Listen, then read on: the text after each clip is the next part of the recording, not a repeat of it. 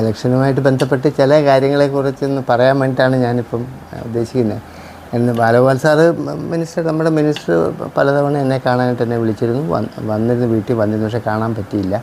അത് കഴിഞ്ഞ് ഇന്ന് ആശുപത്രി വന്നപ്പോഴും എനിക്ക് നേരിട്ട് കാണാൻ പറ്റിയില്ല. അപ്പോൾ അദ്ദേഹം ഒരു വലിയ മനുഷ്യനല്ലേ, ആ ഒരു റെസ്പെക്റ്റിൽ ഞാൻ അദ്ദേഹത്തിനെ പോയി കണ്ടു, ആദരിച്ചു. അദ്ദേഹത്തിനെ കുറിച്ചുള്ള നല്ല വാക്കുകളെല്ലാം ഞാൻ പറഞ്ഞു. പക്ഷേ എന്ന് വിചാരിച്ച് ഞാനത് വേറൊരു രീതിയിൽ എന്നെ കാണരുതെന്നുള്ളൊരു അപേക്ഷയുണ്ട്. കാരണം ഞാൻ മറ്റു പല രീതിയിലും പ്രവർത്തിച്ചുകൊണ്ടിരിക്കുന്ന ഒരാളാണ്. രാഷ്ട്രീയത്തിൽ വലുതായിട്ടില്ലെന്നുണ്ടെങ്കിലും ഇപ്പോൾ സേവാഭാരതി തന്നെ കഴിഞ്ഞ വർഷങ്ങളായിട്ട് ഞാൻ പ്രവർത്തിച്ചുകൊണ്ടിരിക്കുന്ന ആളാണ്. ഇപ്പം കൊല്ലം ജില്ലാ രക്ഷാധികാരിയായിട്ട് പ്രവർത്തിക്കുന്നു.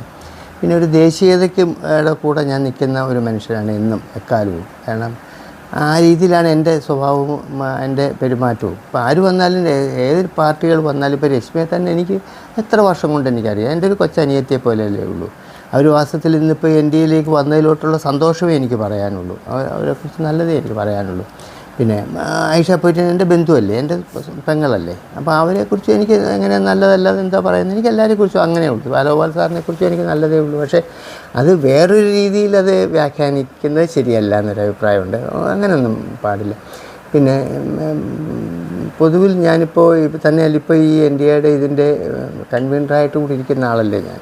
അപ്പോൾ ഞാൻ ആ രീതിയിൽ പ്രവർത്തിച്ചുകൊണ്ടിരിക്കുകയാണ്. പലതവണയും ഞാനും നമ്മുടെ ബഹുമാനപ്പെട്ട രശ്മിയായിട്ട് പ്രവർത്തന രംഗത്ത് പോയിട്ടുണ്ട്. ഇനിയും പോകേണ്ടി വരും ചിലപ്പം.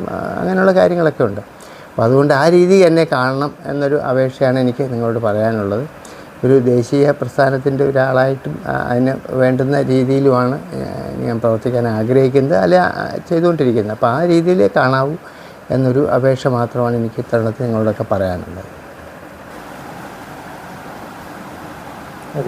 ഞാൻ തന്നെ ഇപ്പോൾ കൊട്ടാരക്കര തന്നെ ഈ എൻ്റെ പ്രൊഫഷണലായിട്ട് ജോലി ചെയ്ത് തുടങ്ങിയിട്ട് ഒരു 50 കൊല്ലം 55 കൊല്ലമായില്ലേ. എത്രയോ പേരെൻ്റെ അടുത്ത് വരുന്നു, എത്രയോ പേരെ ഞാൻ അനുഗ്രഹിക്കുന്നു, നല്ലത് പറയുന്നു. എന്നെക്കുറിച്ച് ചിലരും നല്ലത് പറയും, ചില ചീത്ത പറയും. അതൊന്നും ഞാൻ ചിന്തിക്കാറില്ല.